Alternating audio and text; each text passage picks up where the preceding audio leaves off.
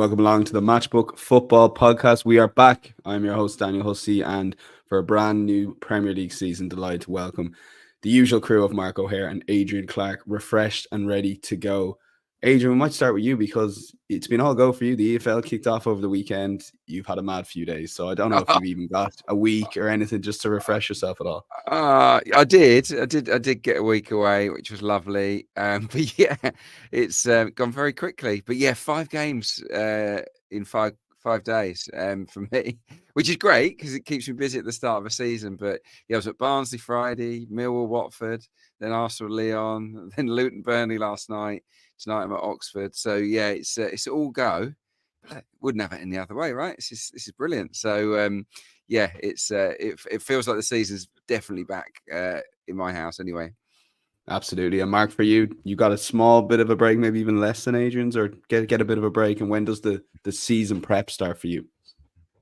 Yeah, it wasn't long enough, unfortunately. Never is with the major tournament summer. But yeah, and I got a nice week away with the family, and then we had a little weekend away, staycation as well. But yeah, the prep, well, EFL started at the weekend, so prep started 2 weeks prior to that, really. But yeah, I mean, I like to give myself a good sort of full run of 2 weeks to get fully immersed in everything, and especially during a major tournament summer, so much can happen. I try to switch off from domestic football during those kind of international tournaments, put full focus into the major tournaments, and sort of pick up the pieces thereafter. So I need a good 2 weeks to kind of get ahead of myself.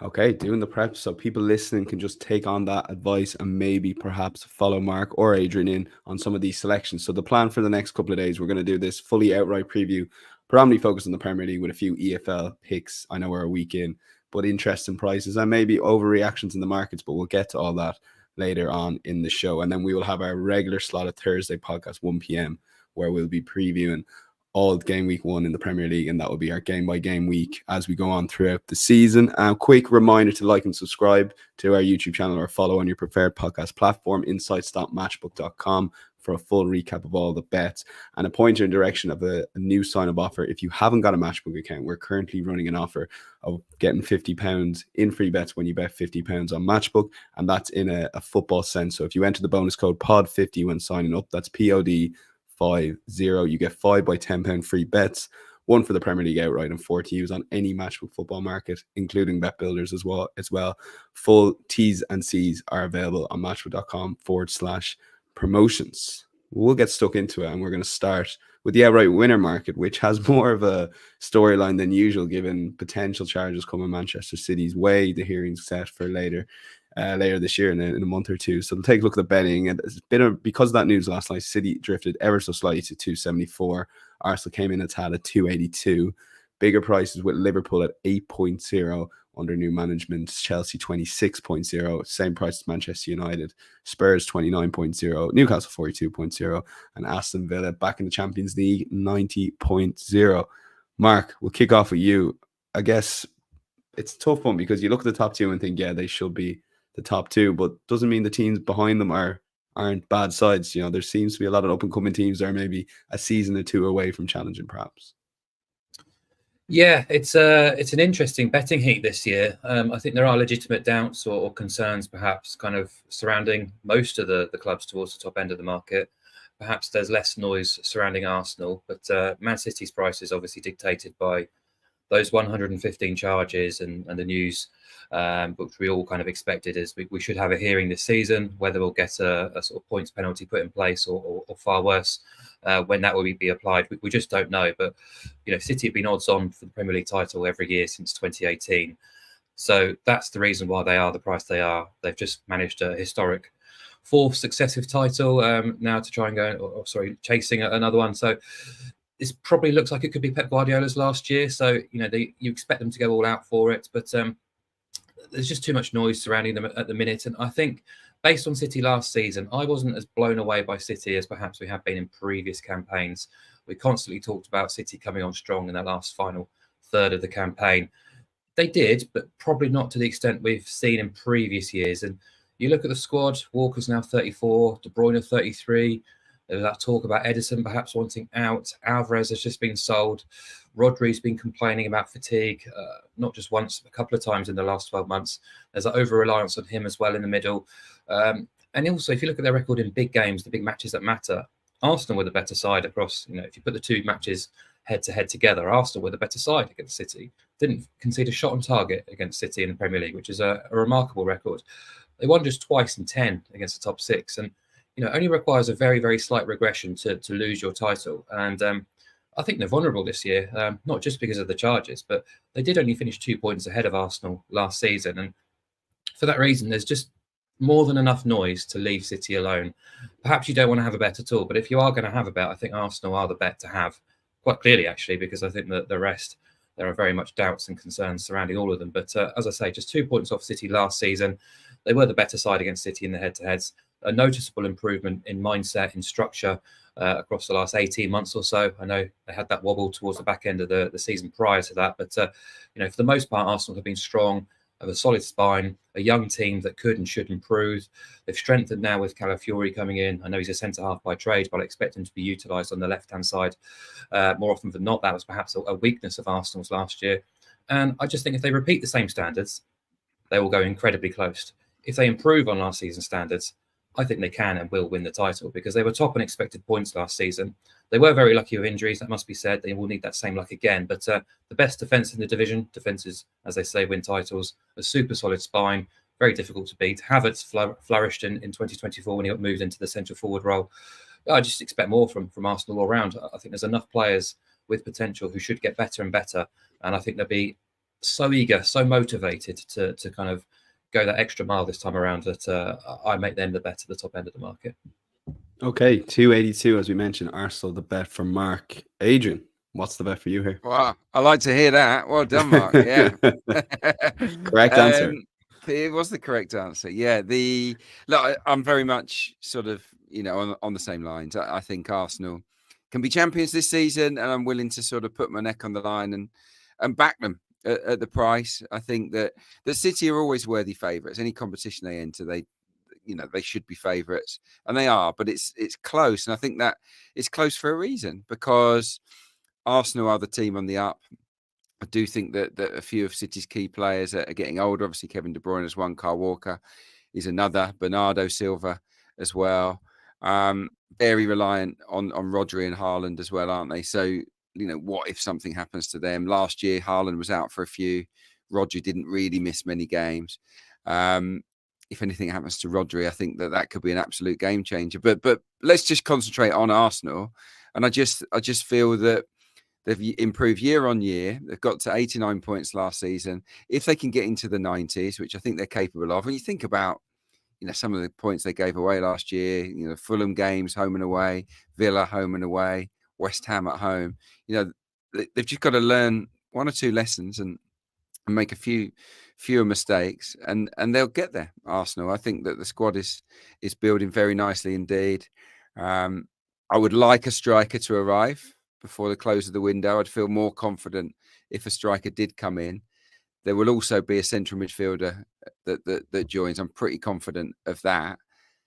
And then Arsenal are okay. Maybe a bit of cover for Saka, but I think that the squad is in a very, very good place, and they now have the depth. That was the issue last season, was depth, and rotating Champions League, Premier League, Champions League, Premier League. Mikel Arteta was a bit reticent to do that for obvious reasons, because he knew he couldn't afford to drop points in the race for the title. So when it came to December, late December, Arsenal were knackered. They were on their knees.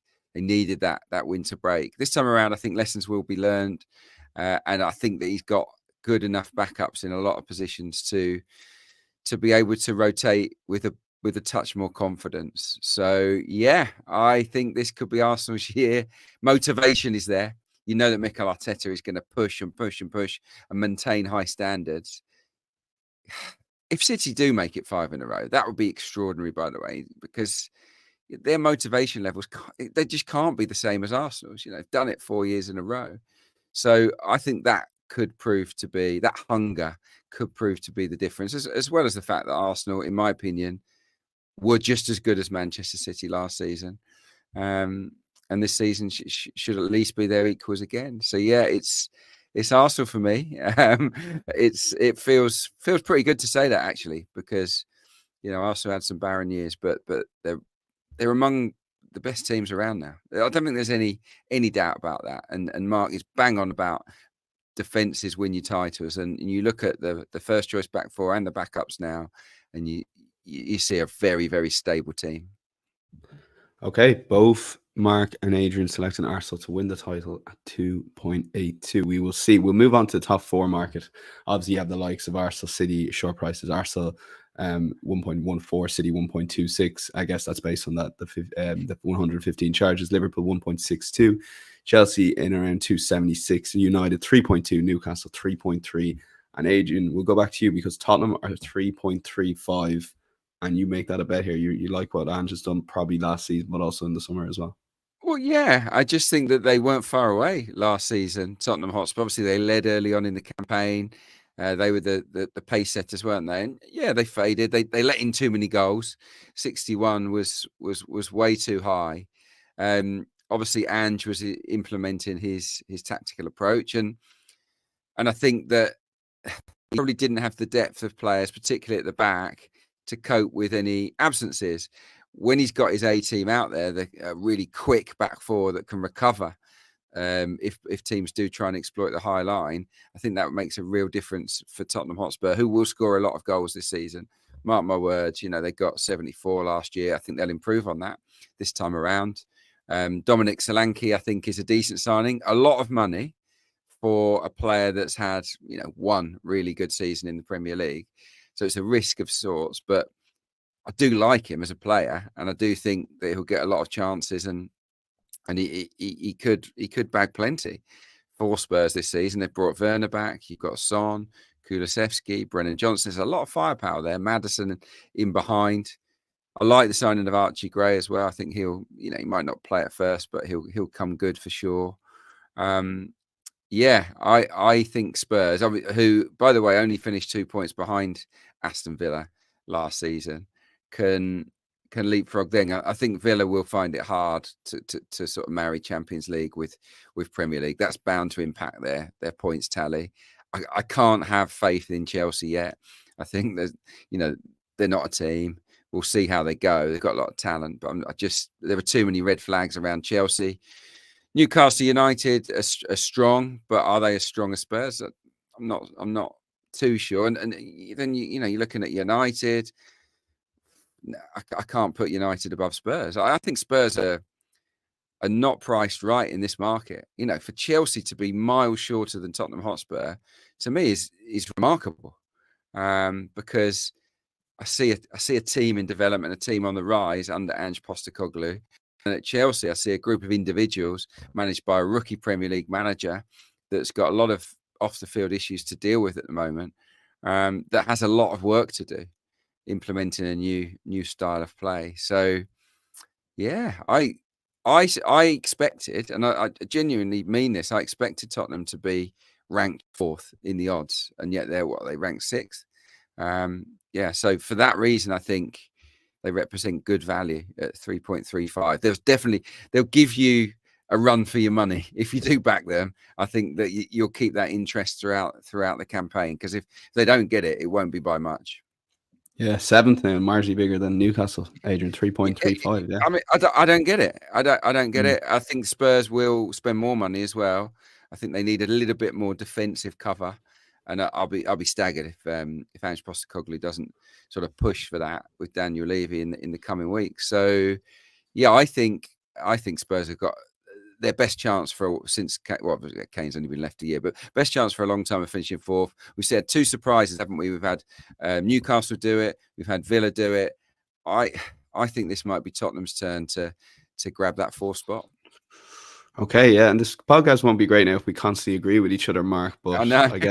I guess, unfortunately, you're just going to copy and paste here, aren't you?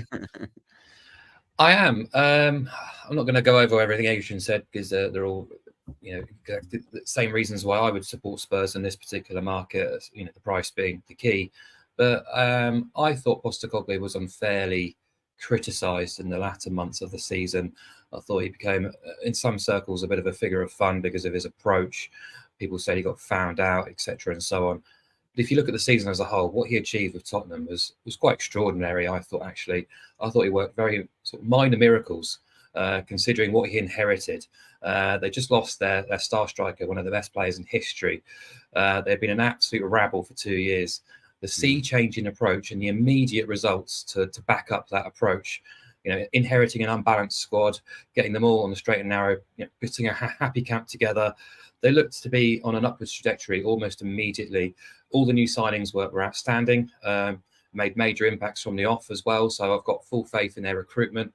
They were hit with a kind of slew of injuries and suspensions at various periods, and that's perhaps a reason for the downturn at times, as well as kind of running out of pace a little bit towards the back end of the campaign. But there was lots of variance involved in this season. But on the whole, excellent progress, I felt, and full faith that they can take the next step, actually. And, just going forward, they scored twice or more in 29 of 38 Premier League games, which is an extraordinary achievement. And if you continue to do that and score at that particular rate, you're going to win football matches more often than not. So, plus the fact they are in Europe, but not the Champions League, I think is a big, big plus for Spurs. Teams in the Champions League will feel a certain degree of pressure. They're on the biggest stage in the world. They have to perform. They have to field their best teams. And Spurs will feel a little less pressure going into the Europa League, able to kind of rest, rotate a little bit more, a little like Villa did actually in the Conference League last season. That pressure isn't quite on them. So yes, the turnarounds from Thursday to Sunday aren't ideal, but I think the less pressure on them being in that particular competition is a big bonus. Liverpool, I personally expect them to be third again. I think there's obviously an asterisk behind them. We just don't know what to expect. We would assume there might be a little bit of a downturn after Klopp, but I really like Arne Slot. I think he's a very progressive, quite exciting head coach. Eager to see what he does there. There's nothing in the prices there to get excited about them. Chelsea, not really anything else to say from what Adrian has already, but and then there's United, and doing my prep for the season, I forgot how bad United actually really were. They were absolutely atrocious. The worst Premier League season in their history, a minus goal difference, 15th on expected points. I know injuries hit them hard, and having Martinez and Shaw coming back into the fold will be a big plus, but a lot of work to do. I like Xerxes as a signing, but he's not going to score you 25 goals a season. He's not that kind of striker. Eager to see if they do get De Ligt over the line. It will be a plus, but a long way off the top three last season. Difficult to see them sort of closing that gap. So if there was to be a surprise, I would say Newcastle might be it. They still finished 7th last season, which I thought was quite surprising considering all the issues they encountered. A drop from 4th to 7th. Understandable regression, I guess, after competing in the Champions League. As I was saying with Spurs, they felt the need to kind of give it their all, really, because it's such a significant competition. But they dealt with the worst injury crisis across the whole of the Premier League and still finished 7th. Their defensive standards slipped, and that's understandable. Having Botman out until I think the new year is a blow still. But I think Kelly was a smart catcher from Bournemouth. Tonali's due back in September. The cliche will feel like a new signing. Isak was incredibly hot throughout the campaign, despite being injury hit from a few occasions. Bruno's still there. And crucially, the big point is no European football, which is absolutely enormous because, as we know, in Europe this season, group games will extend from 6 to 8 as a bare minimum. If you're in the Champions League, you're probably going to play 10 games unless you finish in the top 8 or bottom 6, is it? So most sides are going to play at least 10 games, and there is no break, is it? They play Champions League football all through January and February this year as well. So it's going to be relentless for teams in Europe, and I think Newcastle can be the beneficiaries of that. Okay, and then you're looking, I guess, the top 6 mark is if you were someone wanted to get Newcastle on side, Newcastle top 6 around 2.18. Yeah, I think they're closer to evens in fairness, or perhaps a slight of odds on. But if you are going to be of Newcastle, I think the safer selection is obviously to back the top 6 at 1.8. I know some people will want to talk about Villa, but I think Villa have lost a lot in Douglas Luiz and Moussa Diaby. I know Anana's come in there, but I think Douglas Luiz is a big presence. Barkley's an interesting addition. I've got a solid foundation. You'll always back Emery to do something there. But again, European involvement. I think West Ham are the interesting one. I think they've had the best window of everyone so far. Some really, really eye-catching captures, particularly sort of overhauling that defence with Kilman and Todibo. Wan-Bissaka looks like he's going to be joining as well. Fulkrug, I think that was a good deal for both clubs, but I think he can sort of fill the void that perhaps Antonio has been unable to do now for a while. Somerville's an exciting capture. They did finish 9th last season, of course, despite having a dreadful defensive record. And Lopetegui's not going to give West Ham fans the swashbuckling side they've probably demanded, but they will be efficient, effective, well organised, no European distractions. Still got Bowen, Kudus, Paqueta still available. Very strong squad, I think, now. And perhaps if there is going to be a real shock, it might be West Ham. But I was chatting to a few friends about this. The Premier League is so strong at the top end now. Like, there's so many good teams. It's great for the neutrals, but in terms of betting heat, it's difficult to sort of justify a team like West Ham finishing the top 4 because there are so many good alternatives. Okay, and one team not mentioned there, Adrian, Brighton.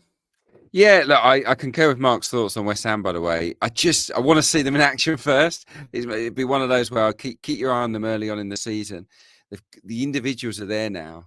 I think top 6 is just about achievable for West Ham. Not top 4, no chance, but I think that they could sneak into the top 6. So that's one to look at. I just thought I'd chuck in a club that probably has been overlooked by almost everybody, that we might be sleeping on a touch, and that's Brighton. You know, Brighton are a team that have finished inside the top 6 in recent seasons.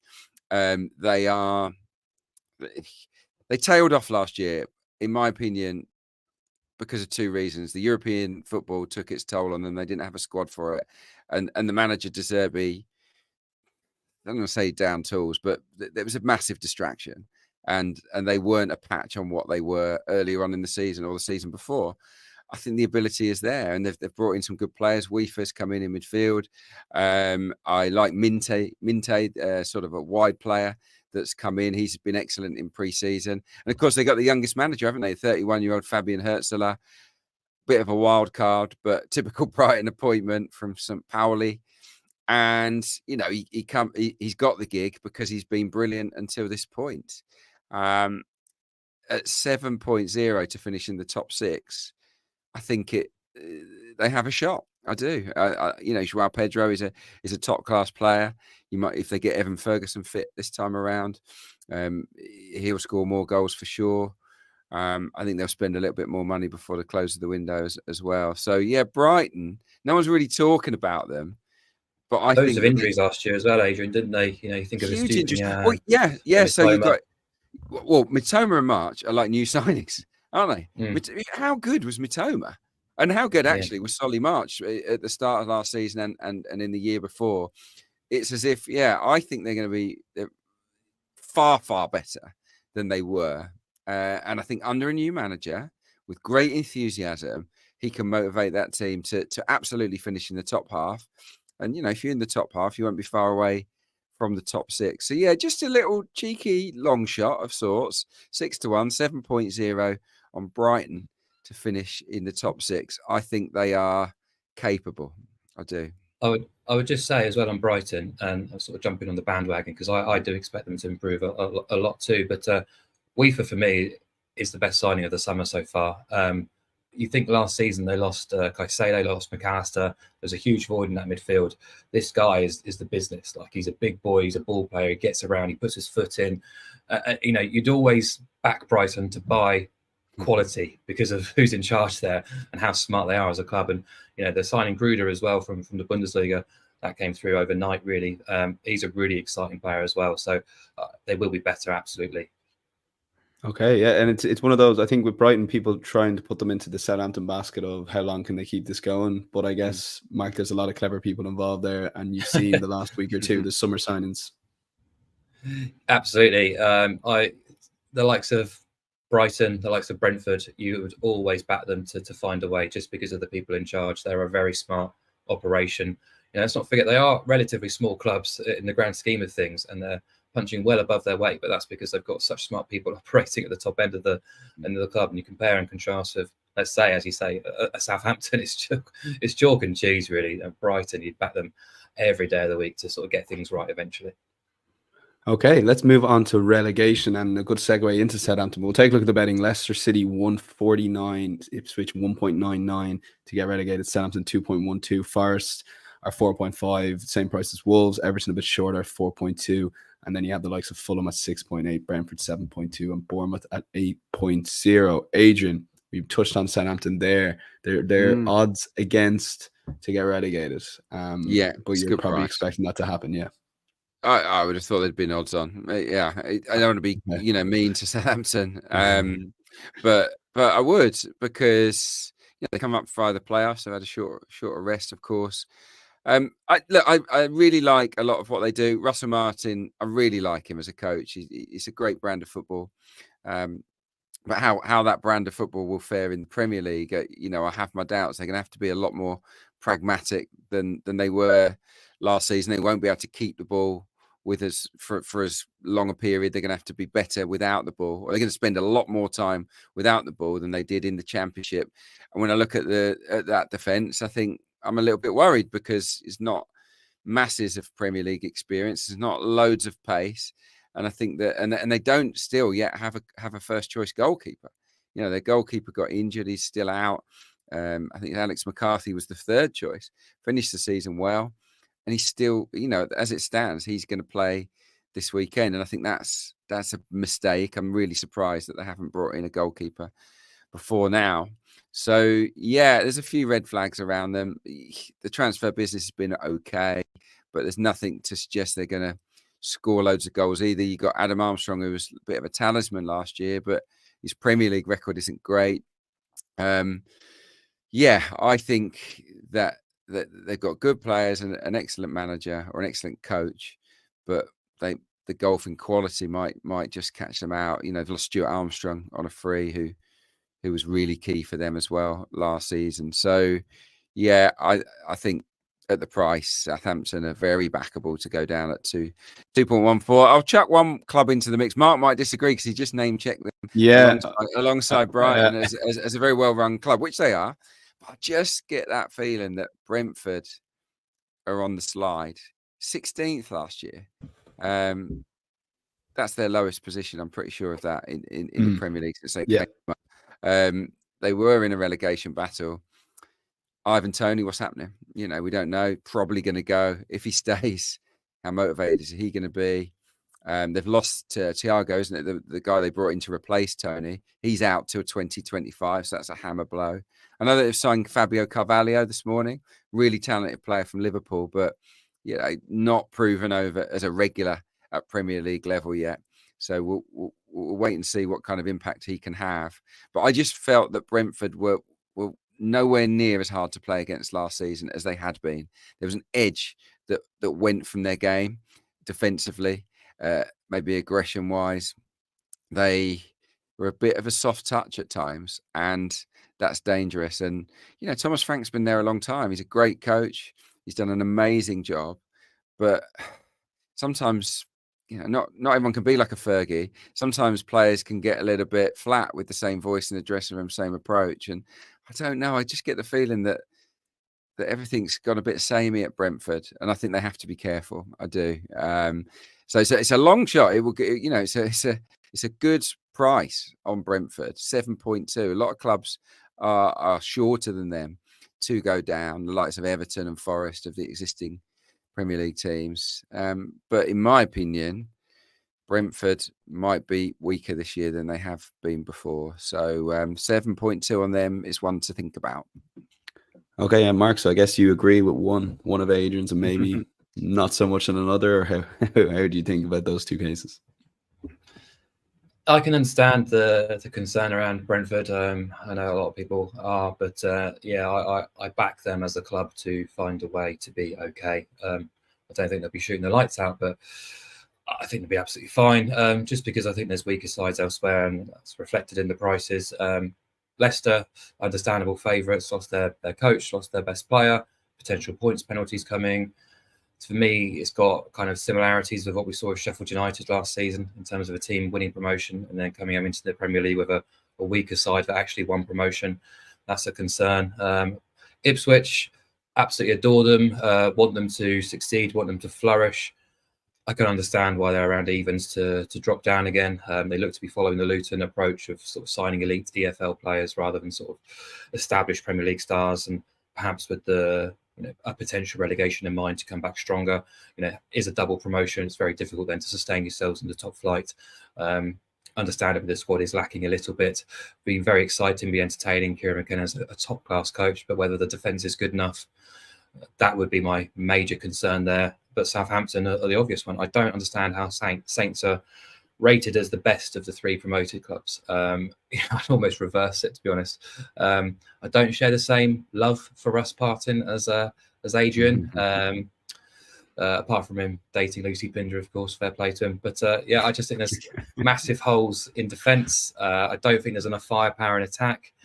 You look at their 4 games against Leicester and Ipswich, who came up with them last season. They lost all 4, conceded 13 goals. Defensively, they conceded 63 in 46 games to win promotion. You look at the side who went down, Birmingham conceded 65. It was the worst defence bar 1 inside the top 10. He will try and stick to his principles as best as possible. He will have to adapt at some point, but I think he perhaps, unless he overhauls his own approach, I think Saints could be in big trouble. I just don't think the quality is there in either box to sort of sustain themselves. So I hate doing this. It's probably the first time I've ever thought this way coming into a new season, but I do fear for all 3 promoted clubs. And that's not just because last year all 3 went down, but I think all 3 have big problems this time around.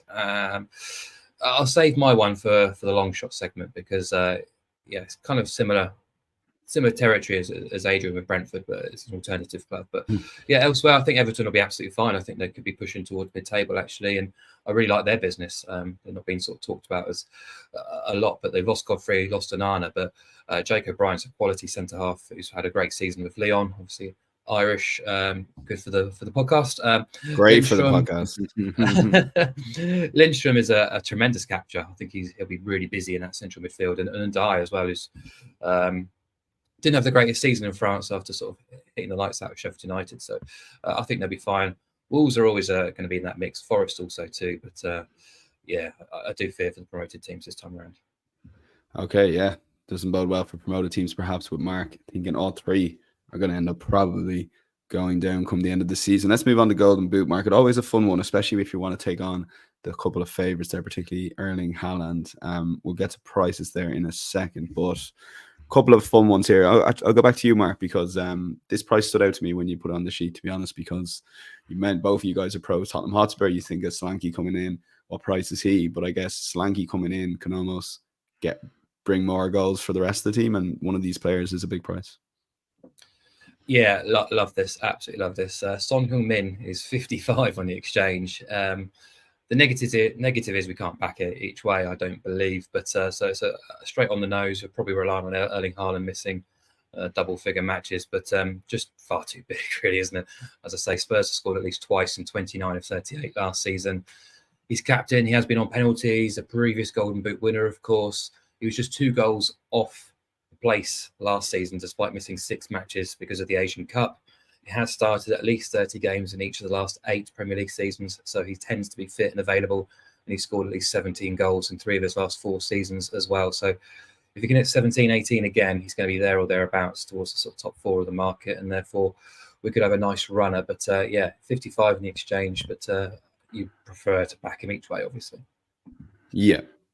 Well, I was 60 and someone just took the 60 there, so 55. So do watch keep an eye on our social channels and watch live, because people are quick. Breaking news. Yeah. Breaking news. Margot O'Haire starts a plunge. But Adrian, I hate agreeing with you, to be honest, but Isak is one I had already marked myself. Yeah, it's a one-horse race according to the market. You got Haaland, who's odds on to win the Golden Boot, which you absolutely get if he stays fit for the entirety of this season. I think I'd be staggered if he doesn't win it, but that is an if. And I think the best of the rest in terms of strikers is Alexander Isak. I thought he was fantastic last season. Callum Wilson will miss the start of this campaign with a back injury. You know that you can't rely on him to stay fit, unfortunately. So I think he's going to get a lot of game time at centre forward. They're going to rely on him. He'll get good ammunition. We know that from the players around him, with Bruno and Anthony Gordon and others. Producing a decent supply line, and they'll be fresh for the Premier League games. Newcastle, I can see him plundering lots. If you look at the conversion rates of all the strikers that scored 15 or more goals last season, there's only one player that has a better conversion rate than Alexander Isak, and that's Jean-Philippe Mateta, who has around 34%. Isak is closer to 27. Haaland's early 20s. It's and a lot are in the teens. So I think that he's a very clinical finisher. You can rely on Alexander Isak to deliver goals. And yeah, he's simply the best of the rest. And if Haaland is out for any length of time, that 16.5 that you can get on Isak right now is going to shrink right down. So if you fancy it, it's probably a good time to get on board now. Okay, that's Son at around 55.0 and currently Isak 16.5. Let's move on to the EFL. Mark, back to you. League 2 here and a selection at around 9.0 currently. Yeah, so not the best start for my team, but I like MK Dons to do the business in League 2. Well, there was two sides I was looking towards, actually, MK Dons and Doncaster. Dons started horrendously against Bradford at the weekend, but it is match day one, doesn't mean a huge amount in the grand scheme of things. Pre-season, Chesterfield were favourites for the National League, and to me, they were sort of false favourites. MK Dons were second. Favs, now Chesterfield romped the National League. Wasn't the greatest quality National League, but in fairness, they were very, very strong. Squad is brimming with quality defensively, probably a little bit suspect. And as we've seen in previous years, not just last year, but sides who do romp the National League do tend to go well, but very, very few of them win the league. So Wrexham failed to do so, Stockport failed to do so, Salford, Fleetwood, Crawley, going back years, come up with big reputations. And whilst they go well, they don't tend to win the league. So would happily rule out Chesterfield and therefore look at MK Dons because they're therefore an inflated price. And I think they made great strides when Mike Williamson came in last season, averaged 1.88 points per game under his watch, which would equate to an 86-point haul across the full season. The issue was always in defence, and I think they've done well in their recruitment through the summer to remedy those concerns. They're the joint worst defence in the top 10, but they have been active. They have been active across the board, actually, because in midfield they signed Liam Kelly as well, who's a tremendous capture. And the chance that he and Tom Carroll in that midfield is quite a scary prospect for League Two standards. And then up front, Max Dean has gone with big blow, but I do like the addition of Callum Hendry, and there's players elsewhere you can call upon for forward options. And obviously, just in the last week, there's been a takeover gone through. Pete Winkleman has sold to a Kuwaiti consortium, and by the sounds of it, they're going to invest further funds. So there could be more players to come, or a strengthening of the squad, not just this month, but perhaps in January too, if they're there or thereabouts, need that extra push over the line. So yeah, I do like MK Dons. I think they can go very well in League Two. Good shout. Yeah, their recruitment's been superb, Dan. It's been excellent, and they had so many chances at the weekend against Bradford. I wouldn't read too much into that defeat. I think they're going to be fine. Okay, and then we got two in the championship here, Adrian. Maybe lead with the first one, and then you can lead into the long shots in the same section here. But yeah, take it away. I like these plays. I like trying to get overreactions in the markets. Massive overreaction in the championship market. Huge. First and foremost, Leeds are overwhelming favourites, and they were before match week one. They still are. I don't get that personally. They've got a great squad, really good team, of course, but for me, they're weaker than they were at the start of last season. They've lost Somerville, they've lost Archie Gray, they've lost Glenn Kamara, three absolute regulars, really influential players. I don't really understand why they're so short. I would put, genuinely, and I mean this, I would put Leeds, Burnley, Luton, and Sheffield United all kind of around the same price. I just think there's not much to choose between them. Now, I was at the game last night, Luton against Burnley. Luton get battered 4-1 by Burnley. Bang, the market has just reacted so dramatically. So Burnley are 5.4. Luton have gone out to 16-1. Sheffield United are also 13-1. And I just think in Luton and Sheffield United, you've now got tremendous value in the market. I'm going to go with Luton here to win the title, the championship, 16-1. Now, last night they had three rookie defenders in the back three. They had a couple of kids in midfield as well. They've got loads of injuries at the moment, Luton, and they haven't really spent much in the market. I think that they will. I think they will bring in players, use the Premier League money to strengthen, and once their injured players return, they'll have a much more solid look about them. And then you've got Carlton Morris and Adebayo up front. You've got good wing backs, Alfie Doughty in particular, who can supply goals. We know that. So I think that, it's a great price on Luton. 16s. I would say that, my pick here would be Sheffield United, actually, who have already sort of overcome the deficit. They had a 2-point deduction because of financial financial reasons. They're on to 1 point with a win at Preston. I just look at their squad now. It's coming completely revamped by Chris Wilder. The back three is gone. It's going to be a 4-2-3-1. You've got Callum O'Haire and Gus Hamer, who were brilliant together for Coventry. That's fantastic. You've got an excellent midfield duo of Vinicius and Arblaster as well. Andre Brooks, a young player to look out for on the right.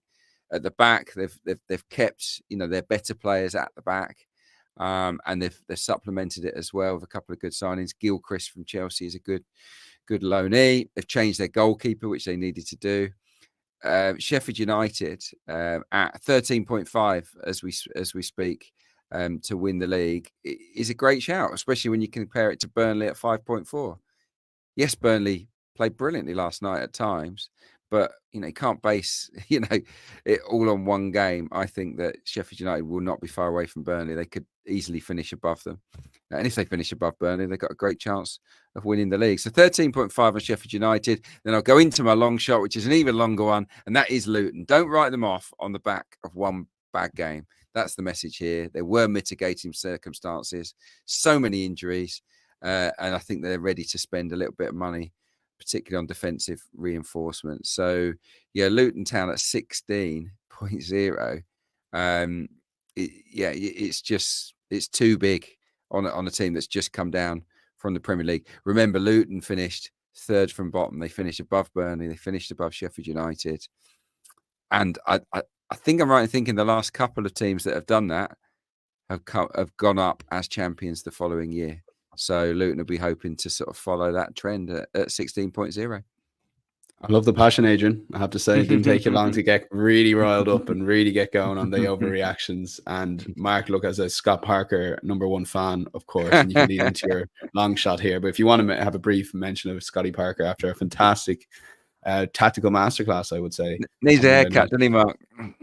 Oh, God. I don't really want to talk about him, but Adrian's done it already. There's caveat alert. There were so many of them against Luton's result and performance in that particular match, but I'm not reading a huge amount. In fact, I'm not reading barely anything into any of the matches that took place last weekend. And it's a nice guide. I think August is just a nice guide, nothing more than that. There's so much can happen between now and the transfer window closing. Then we've got an international break. That's the time, really. We can't really do this. We can't come on shows and say, I've got no views. I want to wait till September. But that's in theory what we should be doing, because it's all up in the air until September. So, I expect Burnley to go well. Parker would be a calamity of a coach if he fails to get Burnley in the top 6 with that squad. I mean, he's got so many options, so much quality in that squad. But, I think of his Fulham teams, his Bournemouth teams, they kind of limped for a large part of that time. And that Fulham side he had was absolutely extraordinary. Like, they had so much quality, and he made them look so ordinary at times as well. And just not a fan. I think he's massively overrated. If he wasn't stressing quite smartly, I don't think he'd be getting the jobs he gets. But that's my rant. You think he gets these jobs because of his dress sense? I don't know. I do. I honestly, I think there's absolutely a theory in my head, which I think would be backed up. But I think there's definitely a theory where good-looking men or well-dressed men get jobs because they look good on the sidelines. You're more likely to gravitate towards them. I think Russell Martin, for example, is a great example of that. Rob Edwards, guy. Rob's good. Edwards, I think, is slightly different because he's done incredible things at Forest Green, got binned off by Watford early doors stupidly, and Luton sort of managed to. But yeah, he's a good-looking boy. But yeah, I think there's definitely a line of thought here, and I will die on this hill. But if you look good, you've got a better chance of getting a gig than perhaps Steve Cooper. Put it that way. This is my fault. It's in life. It's in life. You know, just the best looking people get on, don't they? It's annoying. But I've got to say, I was impressed by Burnley last night. They press really well. The bench is phenomenal, and they do have real good strength in depth. And a lot of guys weren't even on the bench that you're thinking, okay, they might leave, like a Sander Berger, Zeki Amdouni. I'm not sure what's happening with him, but he didn't feature. So they will be strong, Burnley, but I just don't see a big difference between Burnley, Luton, Sheffield United, and Leeds. But the market does, and that's why we're tipping them up. Yeah, don't wind up Mark O'Haire about Scott Parker if you're not ready for the consequences. So that's what I've learned. That's what I've learned there. But one of his former clubs, Mark, are 6.18 ish to get relegated, and that is your long shot. Yeah, Adrian had one with Brentford. I think just not far away, really, in West London. Fulham could be in for a season of regression. I say this with knowing that I really do rate Marco Silva as a head coach. I think he's a really smart guy, and so it would be a surprise if they were dragged into the bottom three. But I can see an absolute season where they could struggle. Last summer they lost Mitrovic. They managed to get by without him. Rodrigo Muniz had a real purple patch, I think, in the new year, really. But the squad for me is weakening year on year. Now they've lost Palhinha, so two of their enormous influences in that side from the last 2 years are now gone. Palhinha, I just think, is critical to Fulham. He made 24 tackles more than anybody else in the Premier League last season, which is just extraordinary. And I think it will leave a huge hole in that midfield. And unless they're firing up front, they've also lost Adebayo in defence, and they're looking to make some signings. But it just doesn't feel like a great mood around the club. There still is that friction between the fans and the board. The squad seems to be getting a little bit weaker year on year. It doesn't take a huge amount for things to go awry. There's just table 2, quite comfortable mid-table finishes. Large parts they've been very good at Craven Cottage, but it wouldn't be a huge surprise to see them regress a little bit. You look around, I don't think they're any better than Everton. You would put them probably above Forest and Wolves, but it doesn't require a huge amount for things to unravel. And for all the same reasons Adrian said about Brentford, I think it can be applied for Fulham too. I think there's definitely a potential for them to regress. So I thought the price was big, 6.8. You just lost your 2 huge influences in the last 2 summers. So there's no reason why I see them improving, only weakening. Okay, yeah, let's move on to best bets. We'll fly through these, both of them covered already. Adrian, best bet on the whole outright card for you? I think, as an Arsenal supporter, this is this hits hard. But I think Tottenham to get top 4 at 3.35 is excellent value. I really do. They were only a couple of points off Villa last year, pushed them all the way. It was a brand new style of play. They just lost Harry Kane. I think Postecoglou did an amazing job last season. I think they'll learn lessons. They'll get the right kind of cover for the likes of Van der Ven and Romero and the fullbacks between now and the close of the window. They've brought in Solanke. Gray is a good pickup as well. I think they're going to score a lot of goals and win a lot of matches, Tottenham Hotspur. And I see red flags on Villa because of the Champions League. Man United, I can't get behind Ten Hag. I don't understand why they've kept him. Chelsea, who knows what's going to happen at Chelsea, but I certainly can't back them. It's really then he leaves Newcastle, who are kind of there or thereabouts. So for me, Spurs at that price to finish in the top 4 you're going to get your money's worth because I think they'll either be 3rd, 4th, or 5th. Mark, your best bet on the outright card? Russell Martin and his good looks to see Southampton get relegated. They shouldn't be odds against. They should be odds on. I think they are. Might not be the weakest team to be promoted, but they're certainly not the strongest team to be promoted. So, yeah, 218 Saints to go down. Okay, before we go, there's just a couple of questions. We're going to ask one-word answers from the guys. Producer Ryan will try and get as many as possible in the next minute or 2. Mark, can you see anti-Manchester United in your betting again this season, or do you feel Ten Hag is still going to be way off the pace? Take it as it comes. I'll see how it goes, to be honest. I know they're a very short price to be Fulham on Friday night. I'll be leaving that well alone, but happy to be proven wrong. He's signed a new contract. The mood might be different. We'll see. But at the minute, yeah, I'm fading them. Okay, let's see what else we got coming up here from producer Ryan on the comments here. But there's a good one. You don't think Palhinha is a bit overrated, maybe, Adrian, for you? So the tackling numbers are great, he says, but doesn't offer much beyond that. I presume you disagree. But yeah, I kind of do. But then when he was out for periods of last season, Fulham did cope just fine without him. Actually, they got players in there like Harrison Reed who can dig in and win the ball back as well. No, I don't think it's a total game changer. You don't want to lose players of his quality, but I think they can cope. I like him, but I know where Owen is coming from. Okay. We'll see. And what's this one? What did you make of Arteta with the pick? What is this? Did he bring in a pickpocket or something like that? Yeah. So for his players, so that they were sharp. Have to be on alert. Have to be well prepared. Okay. And I'd love to know the results of that, wouldn't you? Yeah. I mean, to see who got, who lost their Very watch David and Brent. money out of Yeah, their isn't it? pockets Yeah. most often. Oh, it's completely David Brent. Arteta will do things like that. He's always looking to challenge the players, get them thinking outside the box. Arsenal fans will let Arteta do anything because it's constant improvement, and that's all you can ask for. Yeah, we might scoff at it, but he knows what he's doing. And last one, Mark, for you, first manager to leave their post. Anyone you're just keeping an eye on at current prices?